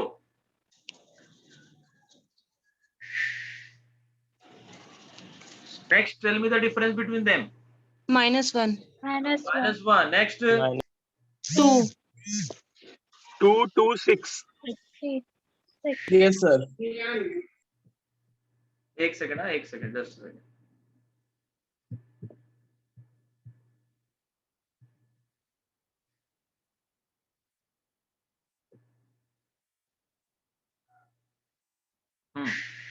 Next is what? -1 2 2 6. Okay, so any doubt? Sir, last wala. So here y1 is the 1/3, y2 is 4/3, and final W equal to 6, and this 6 came from here, right? So that is your value of 6, and y1 is 1/3, that is this one, and y2 is the 4/3, that is this one. And in this case, y3 is not entering in this row r1 r2, that's why you can take the value of y3 is 0। ठीक है, because यहाँ y1 y2 दो ही present है, y3 absent है, तो इसका मतलब उसका वैल्यू स्टार्ट में 0। So this is your first question related to duality method. Now another problem based on this duality method. So already I have write dual form of this question, but once again I will write for your revision purpose. Okay? Sir, ऊपर y2 is equals to 4/3 है, आपने 2/3 लिखा है। Okay, just I will change. Very good. That is y2 is the 4/3, and this is a mistake from my side. That is 4/3. Just wait. That is 4/3, not 2/3. Good. Okay, so let's see the next example. Now write the dual form of this question. Problem, dual of above problem. So concentrate on the right side of this constant equation. So right side value is the 5, 7, and 4. This is the expression of W. So 5 1 y1 and 7 y2 and 4 y3. Understood? Any doubt in this expression? No sir. No Okay. sir, no Now sir. write the constant equation. So concentrate on the coefficient of x1, x1, x1 in all three constant conditions. Constants. ठीक है, there are three constants. इसके अंदर जो x1, x1 के coefficient है वो आप मुझे बताओ, और फिर उसमें y1, y2 का मल्टीप्लाई करके हम लोग लिख देंगे। Yes, tell me. 2y 2y1 1 plus plus y2 1 plus plus y3 then greater 1 than equal to 3, and this 3 came from expression of z. z Correct. Next equation, I mean tell me the coefficient of x2 from each constant condition. y 2y1 plus 3y2 plus जवाब y1 1 1 3 1. और 1 and then 4 आएगा उसका greater than equal. वो बात की बात है, पहले ये तो बोलो। y3 plus plus plus and greater than equal to then equal to 4. 4. This is came from expression of z. z से आया sir. Correct. So now write the standard form. कुछ नहीं, बस आपको ऐड कर देना है उसमें। तो w minus 5y1 this is equal to 0. 2y1 plus y2 plus y3 plus s1 this is equal to 3. Right? Next. Yes sir. y1 plus 3y2 plus y3 y3 plus s2 this is equal to 4. Tell me the tabular form. First of all, coefficient of y1, y2, y3 in expression of w. W के expression से y1 y2 का coefficient बताओ। -5 -7 -5 -7 -4 0 0 0 0 0 0 and ये condition से बोलो y1 y2 first row and second row, that is 1 1 not 1, that is 2, my mistake, sir 2 आएगा 2 1 1 1 1 1 0 0 3 next 1 3 1 then 1 3 1 1 3 1 0 1 0 1 1 and 4, 4 देखो 4 ही था ना, 4 ही तो है। yes Cj, first time Cj what? Yes, write the expression of Cj. So Cj is nothing but 0 R1 plus 0 R2. 0 R2 This is your R1, this is your R2, and multiply by this to 0. So first time 0 0 0 0. Zj is जो W है वही आ जाएगा -5 -7 -4 4 then 0 0 0 0. Okay.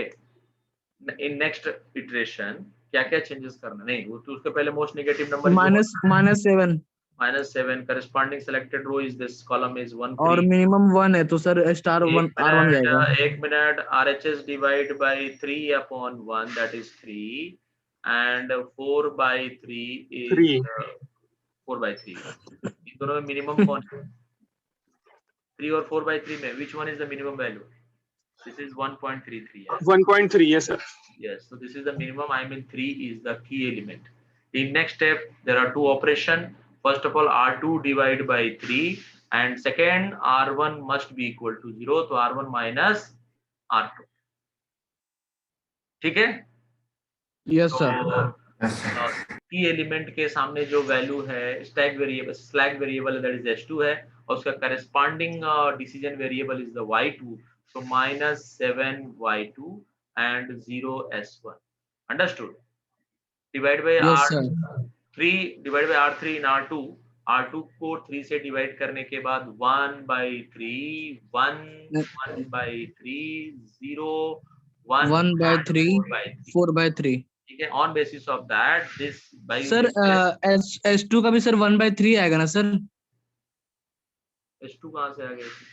सो जो आपने वो 1 लिखा है आपने S2 के यहाँ पे वहाँ पे 1/3 आएगा क्योंकि 3 से डिवाइड हो रहा है सर।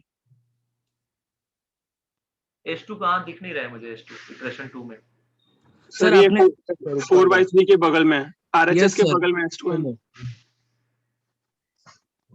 RHS के बगल में क्या है? सर आपने 1 लिखा है S2 वाला कॉलम 1/3 हाँ, S2 वाला कॉलम 1/3। Okay understood right. तो ये जो मैंने अभी बॉक्स बनाया है दैट इज 1। अब इस 1 के बेसिस पे ये ऊपर वाले 1 को 0 करना है तो दोनों 1 को डिफरेंस ले लो 1 - 1 तो R1 - R2 राइट, तो ये 0 हो जाएगा। Tell me the answers R1 - R2 for each and every element. First R1 is what? 2।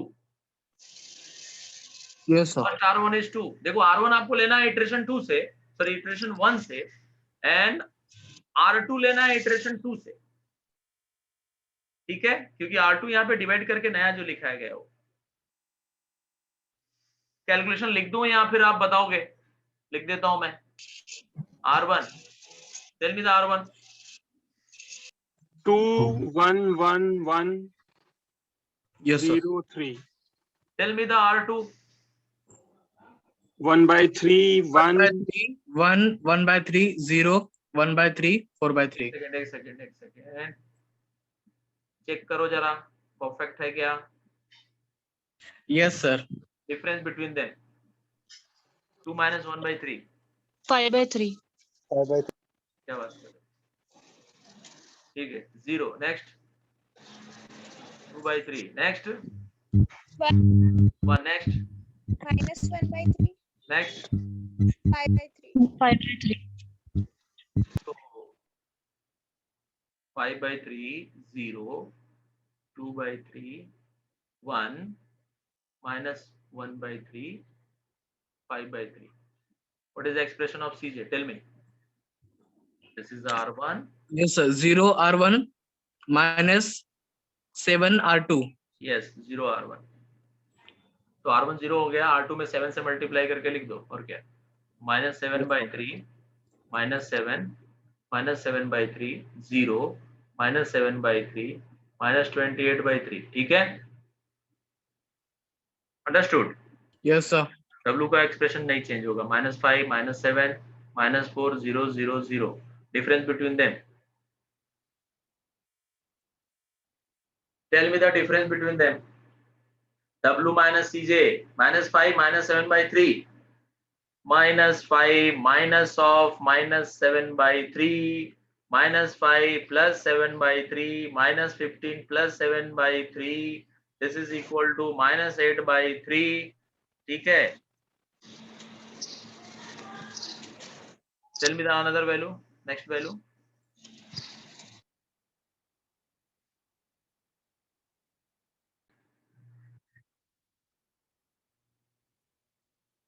Okay, so -8/3 is the most negative number. Corresponding column is 5/3 and 1/3. Understood? Find the ratio between them. 5/3 and 5/3. Answer is 1. 4/3 and 1/3. Tell me the ratio. 4 4/3 divided by 1/3. 4 आएगा sir. Minimum is key One. element 5/3 आएगा sir. 5. This is your key element. Sir कभी ऐसा हो सकता है कि जो पिछली बार मिनिमम था इस बार भी मिनिमम हो सकता है, कभी ऐसा सिनेरियो हो सकता है क्या? बिल्कुल सिनेरियो हो सकता है। Okay sir. So next iteration में क्या क्या करना है? पहले जो key element 5/3 है, that should be 1. For this purpose, what will we do? Divide करेंगे सर 5/3 से। किसको किससे डिवाइड करेंगे? R1 को 5/3 R1 को सर। हाँ यस, पूरा बताओ यार। R1 डिवाइड बाई 5/3 एंड की एलिमेंट के सामने जो स्लैक वेरिएबल है दैट इज S1 और उसके ऊपर जो decision variable that is Y1 तो रिप्लेस होके that is -5Y1। Okay and Yes, R1 sir. Divide by 5/3। Tell me first answer is 1, second बोलो 0, third 2/3 and 5/3। 3 cancel, answer will be 2/5 2/5 sir. and 1 divided by 5/3, then 5/3 reciprocal हो जाएगा and 3/5 हो जाएगा। 3/5 Understood? yes sir Next, -1/3 divided by -5/3, then 3 cancel, answer is -1/5। -1/5 5/3 5/3 answer is 1। 1 तो पहले ही ratio निकाल के बैठे हुए। Okay and here -7/2, here -7/2 and नया R2 आपको कैलकुलेट करना है। Tell me the operation for R2। R2 is equal to R2 minus R1 yes very good, because नहीं R1 कैसे आएगा? R1 R2 का वैल्यू 1/3 है ना सर ओके 1/3 R1 आएगा। Yes sir 1/3 R1 R1 is 1 ना, R1 इधर R1 का लेटेस्ट वैल्यू इज 1 ये राइट सर और इसका है 1/3, तो 1 - 1/3 0 कैसे होगा? इसलिए 1/3 से मल्टीप्लाई करना पड़ेगा R1 को, हाँ सर। रैंडमली 0 हो जाएगा ये। Yes sir. And rest of calculation आप बोलेंगे? नहीं बोलेंगे। ओके R2 के वैल्यूज बताओ। Tell me the value of R2। Sir 1/3 1/3 1 1 1/3 1/3 0 1/3 1/3 4/3 then 4 आएगा सर। क्या 4 आएगा? रेशियो नहीं लिखते सॉरी सर भूल गया था वो। पुश में आ गया। नेक्स्ट R1 लिखेंगे सर। R1/3 लिखो। R1 का वैल्यू यहाँ पे थर्ड इटरेशन वाला। यस सर 1/3 1/3 0 0 डिवाइड बाई 3 करके बोलो। 3 से डिवाइड करो। 2/5 Yes, sir. 2/15 2/15 3/15 हाँ ठीक है 1/5 आ जाएगा। It's okay 3/15 also correct answer. Yes, sir. Cancel हो गया 1/5। Okay next -1/15 and 1/3 difference between them first वाला तो 0 हो जाएगा। पहला तो 0 होगा। नेक्स्ट वन, नेक्स्ट 1/5 ये 1/3 है कि 1/5 है यार? क्या ये? 1/3 सर वो 1/3 है। हाँ, तो 1/3 minus 2/5 15. What is answer? 1/5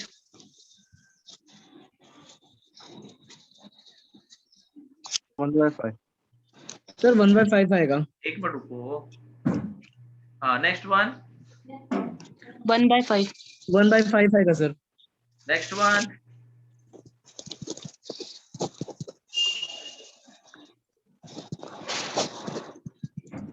subtract करेंगे साइन बदल जाएगा। वो -1/15 इज द प्लस 1/15। 2/5 को भी 5 से मल्टीप्लाई करके 5/15 सर लिख सकते हैं। सर 2/5 आएगा। 6/15 2/5 4/3 plus 1/3 5/3 5/3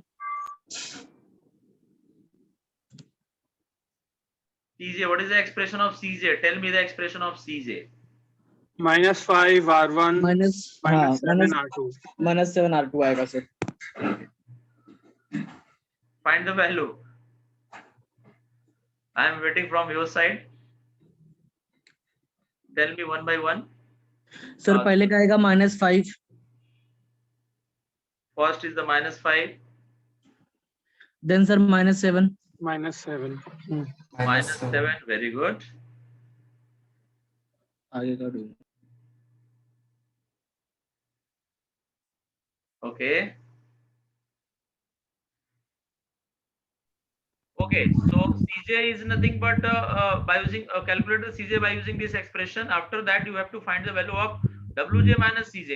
So WJ is nothing but -5 -7 -4 0 0 0 and CJ already find out किया है दोनों का difference. तो -5 -5 0 -7 of -7 is 0 -4 of -17/5 is -3/5 and next calculation is 0 minus 22/5. So that is 22/5 and that is 9/5. That is 50/5. Any doubt? Any doubt? So 50/3. Oh, sorry. Once again, same concept as per the previous question. What is the value of y1?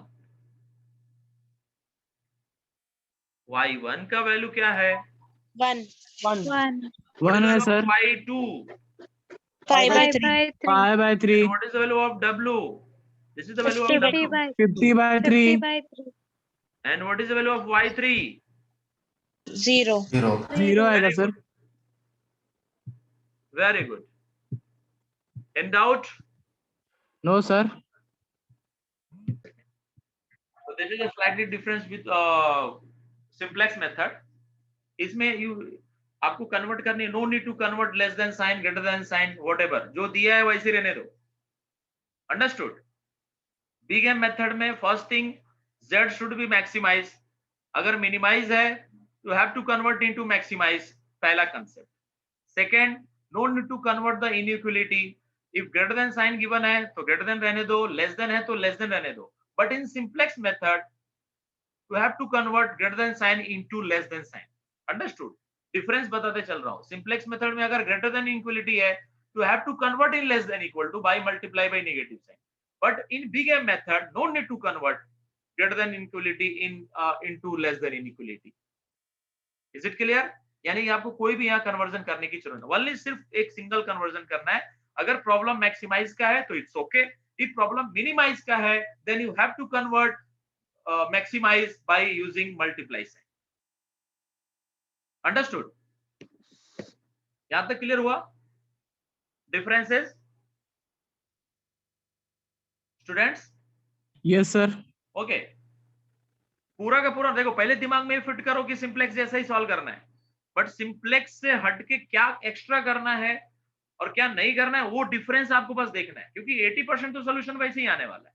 तो पहला difference simplex method और big M में कि आपको greater और less than के sign के साथ कुछ भी चेंजेस नहीं करना है, जैसा है वैसे ही रहने देना है। सिर्फ एक सिंपल चेंजेस करना है जो हम लोग सिंप्लेक्स में भी करते थे। सिंप्लेक्स में अगर क्वेश्चन मैक्सिमाइज का है तो इट्स ओके, लेकिन अगर मिनिमाइज का होता था तो हम लोग माइनस से मल्टीप्लाई करके मैक्सिमाइज में कन्वर्ट करते थे। सिमिलरली अगर बिग एम में भी क्वेश्चन मैक्सिमाइज का है तो इट्स ओके, लेकिन अगर मिनिमाइज का क्वेश्चन है तो हम उसको मैक्सिमाइज में कन्वर्ट करेंगे माइनस साइन से मल्टीप्लाई। तो ये जो काम है वो दोनों में करना है, सिंप्लेक्स में भी और बिग एम में। सिंप्लेक्स में ग्रेटर देन जो इनइक्वालिटी होती थी उसको हम लोग लेस देन में कन्वर्ट करते थे, multiply by negative sign. Big M में आपको ऐसा करने की कोई जरूरत नहीं है। This is the difference between them. Is it clear? Yes sir. Yes sir. Yes sir. Third difference मैं अभी स्टैंडर्ड फॉर्म के टाइम पे बताऊं, ठीक है? तो पहले आप स्टैंडर्ड फॉर्म एज यूजुअल लिखना है जैसे आप पहले लिखते थे। क्या लिखेंगे? That is 2x1 plus x2, right? Yes sir. और बाद में यहाँ पे इक्वल टू करके 2 लिखते थे और यहाँ s1 लिखते थे, राइट ना? Yes sir. तो यहाँ पे एक छोटा सा डिफरेंस आएगा सिंप्लेक्स मेथड और बिग एम में कि ग्रेटर वाले में आपको माइनस s1 लिखना है और लेस देन वाले में प्लस s1 लिखना है, प्लस s2 लिखना है। This is difference between simplex and big M method. And one another difference कि जिसके जब भी आप माइनस लिखोगे उसको कंपनसेट करने के लिए you have to introduce another variable that is called as the artificial variable a1। यानी कि ग्रेटर देन वाले इनइक्वालिटी में आपको दो वेरिएबल ऐड करना है, एक माइनस s1 और एक आर्टिफिशियल वेरिएबल प्लस a1। दोनों का डिफरेंस समझ में आया सिंप्लेक्स और बिग एम का? आंसर मिनिमाइज में जो उसका आर्टिफिशियल अटैच ये ऐड करेंगे उसमें माइनस रहेगा कि उसमें प्लस ही आएगा?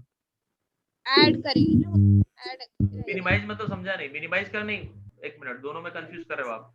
नहीं सर, कंफ्यूज नहीं कर रहा, बस एक क्वेश्चन पूछा कि मैक्सिमाइज में जैसे हम लोग माइनस s1 लिखते हैं और ये मिनिमाइज में लिखते। सॉरी यू आर गलत ट्रैक पकड़ लिया। मैं मैक्सिमाइज मिनिमाइज का ये s1 से लेना देना नहीं है, ये minus s1 is greater than sign से लेना देना है। Okay sir, okay sir, understood? ये ग्रेटर देन साइन जहां भी है उसके साथ माइनस s1 प्लस a1 आएगा। सपोज दैट ये ग्रेटर देन रहता, दोनों ग्रेटर देन रहते, जैसे कि यहाँ x1 प्लस x2 ये भी ग्रेटर देन है, और सपोज करो किसी एग्जांपल में दोनों के दोनों ग्रेटर है, राइट? ये भी ग्रेटर। Yes sir. तो पहले वाले में भी माइनस s1 प्लस a1 आएगा और दूसरे वाले में माइनस s2 और प्लस a2 आता है। ओके सर, समझ गया। लेकिन अगर ये लेस देन है तो सिर्फ प्लस s2 आएगा, a2 के नहीं आएगा। ठीक है? ओके। तो आई थिंक सो आपको दोनों का डिफरेंस समझ में आया, सिंप्लेक्स एंड बिग एम दोनों का डिफरेंस समझना है, बिकॉज बाकी का पोर्शन एज इट इज है। तो ये आपको आई थिंक सो ये इनइक्वालिटी स्टैंडर्ड फॉर्म समझ गया रहेगा। Okay, now write the expression of z। one small difference here, no need to write this expression in left hand side, आपको जैसा है वैसे कॉपी कर देना है। this is the small difference between simplex and big m। Okay sir. Simplex में हम लोग इसको उठा के लेफ्ट में लिखते थे।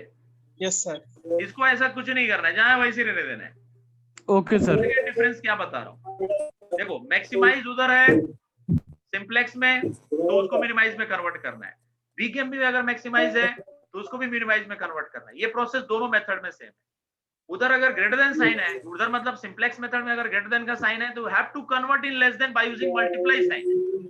But suppose that greater than का सिंबल अगर बिग एम मेथड में है तो no need to convert into less than inequality, just write same to same and greater than वाले के साथ minus s1 plus a1 two variable introduce होंगे और लेस देन के साथ only single slash variable that is s2। Understood? Yes sir. Second difference. Third difference is what, z के expression को आपको लेफ्ट में जाने की जरूरत नहीं है, एज इट इज चलने देना है।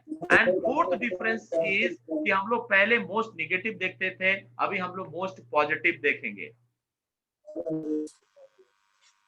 Once again I repeat, पहले क्या देखते थे हम लोग? मोस्ट नेगेटिव, अब पॉजिटिव देखेंगे, मोस्ट पॉजिटिव देखेंगे। That is the fourth difference between simplex and big M method. और एक लास्ट डिफरेंस इज ये z के एक्सप्रेशन में ये a1 को भी लिखना है, माइनस m a1 लिखना है, और ये m इस बिग एम मेथड से आया है। ये m का क्या मीनिंग है इसका हम लोग बाद में भी डिस्कस करने वाले हैं नॉलेज के लिए, जैसा कि मैंने आपको फिलहाल हमको लेक्चर में ये समझ के लेना है अभी के कि इसका प्रोसेस क्या है। तो सिंप्लेक्स एंड बिग एम दोनों के बीच का डिफरेंस आई थिंक तो समझ में आया रहेगा आपको। ठीक है, z के एक्सप्रेशन में आपको माइनस m a1 लिखना है, सपोज और एक आर्टिफिशियल वेरिएबल a2 भी रहता है तो क्या लिखते हैं, -ma2। जितने आर्टिफिशियल वेरिएबल रहेंगे वो सब x z के एक्सप्रेशन में आते जाएंगे, -ma1 -ma2 -ma3, number of artificial variable उसमें इंट्रोड्यूस करते जाना है। तो होप सो कि आपको यहाँ तक का फंडा समझ में आ रहेगा। One more problem based on this, that is a standard form। पहले स्टैंडर्ड फॉर्म को अच्छे से समझ के लेते हैं। अब देखो इसमें आपका अगला कंसेप्ट आ गया, दैट इज अ मिनिमाइज वाला प्रॉब्लम। तो you have to convert maximise by using multiply sign. तो देखो मैंने मल्टीप्लाई साइन करके यहाँ पे मैक्सिमाइज कर दिया, ये पहली बात कंफर्म हो गई। बोलो yes sir. yes, so write the standard form, that is -2x1 -3x2, and tell me the constant। so that is x1 plus x2 minus s1 plus a1 equal to 5, because यहाँ greater than inequality है। Yes. अगले वाले में भी greater है। so tell me the expression, that is x1 plus 2x2 minus s2 minus then a1 a2 equal to 6 and minus ma1 minus ma2। Understood? Yes sir. दो problem से मुझे लगता है आपको स्टैंडर्ड फॉर्म समझ गया।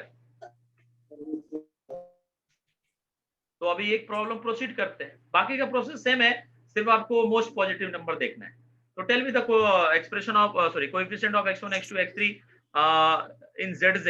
तो z में क्या लिखा है, दैट इज 3 -1 0 0 0 और -m। अंडरस्टूड? सर यहाँ A2 भी आएगा ना? नहीं, इसमें A2 कहाँ आएगा, वो तो अगले प्रॉब्लम में था। वो अगले में। अच्छा सॉरी, मेरे वापस प्रीवियस प्रॉब्लम पे आ गया ना। Okay sir. हाँ तो ये प्रॉब्लम नंबर 1, आप देखो ये क्वेश्चन नंबर 1 है, और वो मैं स्क्रॉल डाउन करके जा रहा हूँ, दिस इज क्वेश्चन नंबर 2। मैंने दोनों का पहले स्टैंडर्ड फॉर्म बताया।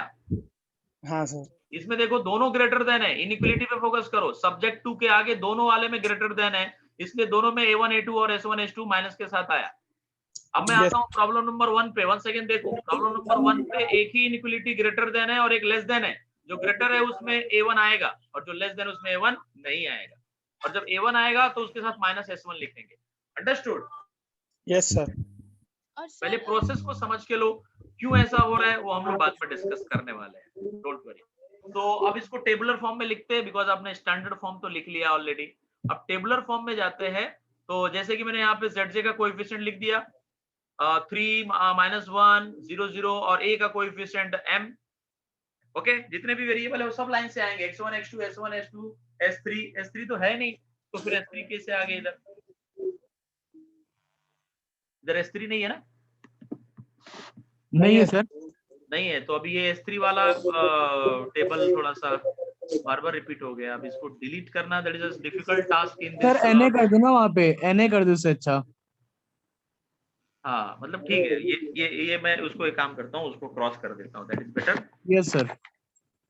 क्योंकि डिलीट तो होने वाला नहीं है वो, अभी डिलीट करेंगे तो उसमें आधा घंटा चला जाएगा। तो मैं फिर इस काम करता हूँ, इसको पूरा का पूरा ऐसा कट मार देता हूँ। Right? Yes sir. Okay, so tell me the x1 का कोएफिशिएंट इन फर्स्ट इक्वेशन। एक मिनट, ये पूरा टेबल ही शायद से सर वो रेडमी वाला स्प्लिट कराओ ना, वॉइस क्लैश। सर हाँ सर, बीच में आ रहा आवाज। अरे हाँ, ये who is this?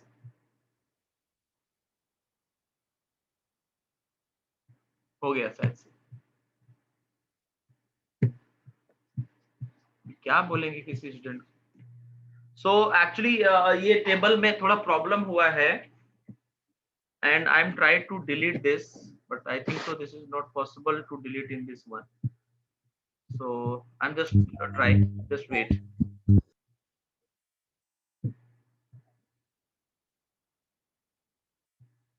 Okay, so one equation is missing, that is x2 is less than 4. So write the standard form also. So that is x2 plus s3, this is equal to 4. Is it clear? So there are 3 equations. Yes sir. Yeah, वही सोचा इतना drastic mistake कैसे हो सकता है। So tell me the coefficient of x1 x2 and rest of coefficient from equation number 1. This is your equation 1, this is your equation 2, and this is your equation 3. Tell me the coefficient. 2 1 minus minus 1 0 0 0 1.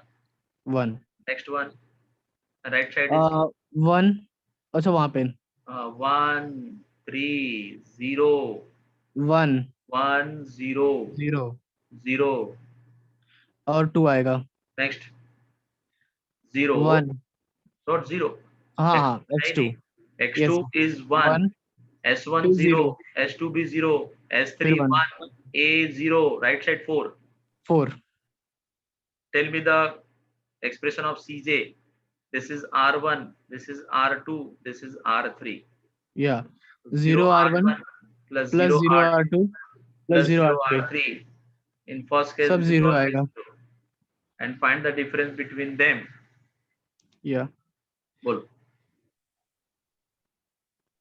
Sir ये हम लोगों ने -MA by default लिखा है ऐसा? हाँ हाँ yes, method के अकॉर्डिंग बी गैम मेथड में यहाँ पे ये लिखे, जितने भी आर्टिफिशियल आप वेरिएबल ऐड करोगे, आर्टिफिशियल मतलब ए फॉर आर्टिफिशियल, तो A1 A2 A3 जितने भी आएंगे वो सब इसके साथ लिखते जाएंगे. अगर A1 है तो MA1, A2 रहता सपोज दैट दूसरे वाले में भी इन केस रहता तो -MA2 -MA3. ठीक है?